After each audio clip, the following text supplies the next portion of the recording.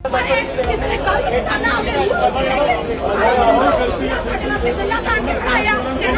दफ्तर ही नहीं देना चाहिए इतने ये चोर इतने आ गया दफ्तर ही ना खोलो।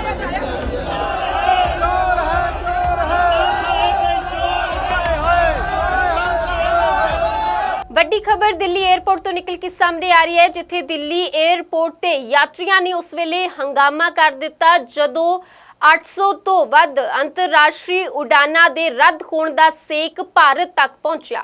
ਦਰਅਸਲ ਸਤੰਬਰ ਇਨਟੇਕ ਲਈ ਵਿਦੇਸ਼ ਦੀ ਧਰਤੀ ਤੇ ਜਾਣ ਵਾਲੇ ਬੱਚਿਆਂ ਦੇ ਨਾਲ ਜੁੜੀ ਹੋਈ ਇਹ ਵੱਡੀ ਖਬਰ ਹੈ ਕਿ ਜਰਮਨੀ ਦੀ ਇੱਕ 에ਅਰਲਾਈਨ ਨੇ 800 ਤੋਂ ਵੱਧ ਅੰਤਰਰਾਸ਼ਟਰੀ ਉਡਾਨਾਂ ਰੱਦ ਕਰ ਦਿੱਤੀਆਂ ਨੇ। ਇਨ੍ਹਾਂ ਉਡਾਨਾਂ ਨੂੰ ਰੱਦ ਕਰਨ ਤੋਂ ਬਾਅਦ 1,30,000 ਦੇ ਕਰੀਬ ਯਾਤਰੀ ਪੂਰੇ ਵਿਸ਼ਵ ਦੇ ਵਿੱਚ ਪਰੇਸ਼ਾਨ ਹੋ ਰਹੇ ਨੇ, ਜਦਕਿ ਭਾਰਤ ਦੇ ਵਿੱਚ ਇਹਨਾਂ ਦੀ ਗਿਣਤੀ 800 ਤੋਂ ਵਧੇਰੇ ਹੈ, ਜਿਸ ਦੇ ਚਲਦਿਆਂ ਲੋਕ ਇੰਨੇ ਭੜਕੇ ਕਿ ਲੋਕਾਂ ਨੇ ਜਿੱਥੇ 에ਅਰਪੋਰਟ ਦੇ ਬਾਹਰ ਹੰਗਾਮਾ ਕੀਤਾ ਉੱਥੇ ਹੀ ਉਹਨਾਂ ਨੇ 에ਅਰਪੋਰਟ ਵਾਲੀ ਸੜਕ ਵੀ ਜਾਮ ਕਰ ਦਿੱਤੀ। ਆਓ ਤੁਹਾਨੂੰ ਪਹਿਲੇ ਸਾਰੀਆਂ ਤਸਵੀਰਾਂ ਦਿਖਾ ਦਿੰਨੇ ਆ, ਫਿਰ ਉਸ ਤੋਂ ਬਾਅਦ ਪੂਰਾ ਮਾਮਲਾ ਦੱਸਦੇ ਆ। ਜਰਮਨੀ ਦੇ ਵਿੱਚ ਲੁਫਥਾਂਸਾ 에ਅਰਲਾਈਨਸ ਦੇ ਪਾਇਲਟਾਂ ਨੇ ਇੱਕ ਦਿਨ ਪਹਿਲਾਂ ਹੀ ਹੜਤਾਲ ਦਾ ਐਲਾਨ ਕਰ ਦਿੱਤਾ ਸੀ, ਜਿਸ ਦੇ ਚਲਦਿਆਂ ਦੁਨੀਆ ਭਰ ਦੇ ਵਿੱਚ ਅੱਜ ਲੁਫਥਾਂਸਾ ਦੀਆਂ 800 ਉਡਾਨਾਂ ਰੱਦ ਕਰ ਦਿੱਤੀਆਂ ਗਈਆਂ ਨੇ, ਜਿਸ ਦਾ ਸਭ ਤੋਂ ਜ਼ਿਆਦਾ ਅਸਰ ਦਿੱਲੀ ਦੇ ਵਿੱਚ ਦੇਖਣ ਨੂੰ ਮਿਲਿਆ। ਇਸ ਦੀ ਵਜ੍ਹਾ ਦੇ ਨਾਲ 1.25 ਲੱਖ ਤੋਂ ਜ਼ਿਆਦਾ ਯਾਤਰੀ ਪਰੇਸ਼ਾਨ ਨੇ। ਦਿੱਲੀ ਦੇ ਇੰਦਰਾ ਗਾਂਧੀ ਅੰਤਰਰਾਸ਼ਟਰੀ 에ਅਰਪੋਰਟ ਤੇ 700 ਤੋਂ ਜ਼ਿਆਦਾ ਯਾਤਰੀ ਫਸੇ ਹੋਏ ਨੇ।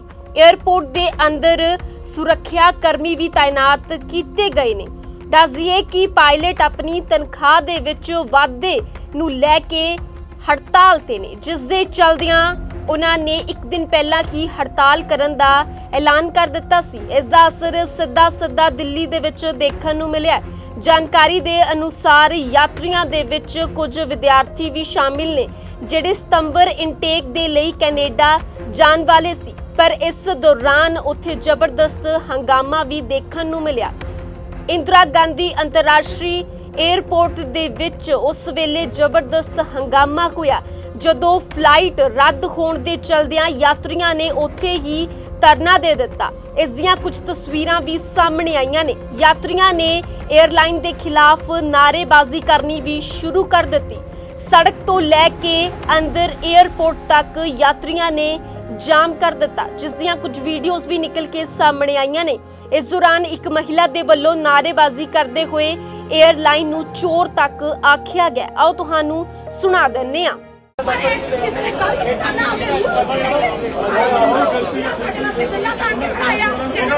दफ्तर ही नहीं देना चाहिए इतने ये चोर इतने आ गया दफ्तर ही ना खोलो।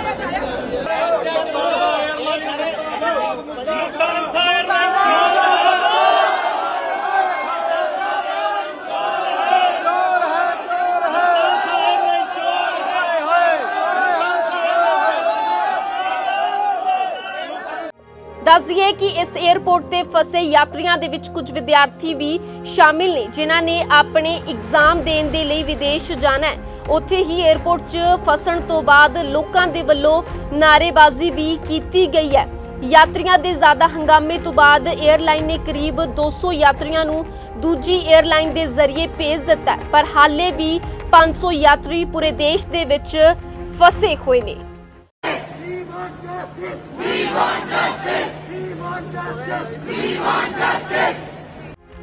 ਦੱਸ ਦਈਏ ਕਿ ਭੜਕੇ ਹੋਏ ਯਾਤਰੀਆਂ ਨੇ ਟਰਮੀਨਲ ਨੰਬਰ 3 ਨੂੰ ਰਾਤ 12 ਵਜੇ ਦੇ ਕਰੀਬ ਜਾਮ ਕਰ ਦਿੱਤਾ। ਦੱਸ ਦਈਏ ਕਿ ਡਿਪਾਰਚਰ ਗੇਟ ਨੰਬਰ 1 ਦੇ ਸਾਹਮਣੇ ਮੇਨ ਰੋਡ ਤੇ ਲਗਭਗ 150 ਲੋਕਾਂ ਦੀ ਭੀੜ ਇਕੱਠੀ ਹੋ ਗਈ, ਜਿਸ ਕਾਰਨ ਉੱਥੇ ਟ੍ਰੈਫਿਕ ਵੀ ਜਾਮ ਹੋ ਗਿਆ।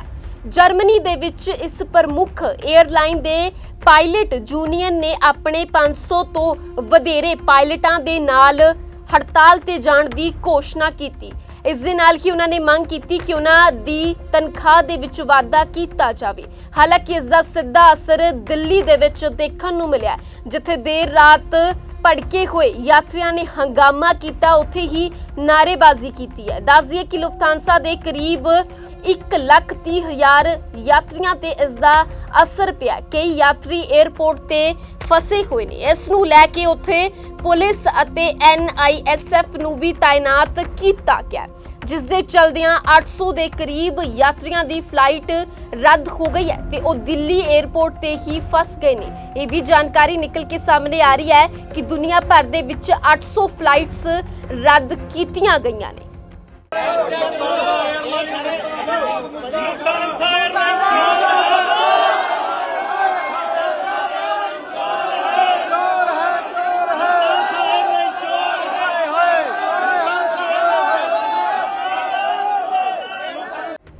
ਉੱਥੇ ਹੀ ਦਿੱਲੀ 에ਅਰਪੋਰਟ ਦੇ ਵਿੱਚ ਮੌਜੂਦ ਇੱਕ ਯਾਤਰੀ ਨੇ ਆਪਣੇ ਹਾਲ ਨੂੰ ਬਿਆਨ ਕਰਦੇ ਹੋਏ ਦੱਸਿਆ ਕਿ ਉਸ ਨੂੰ ਲੁਫਤਾਂਸਾ 에ਅਰਲਾਈਨਸ ਦੇ ਜ਼ਰੀਏ ਜਰਮਨੀ ਜਾਣਾ ਪਿਆ ਪਰ ਫਲਾਈਟ ਕੈਂਸਲ ਹੋ ਗਈ।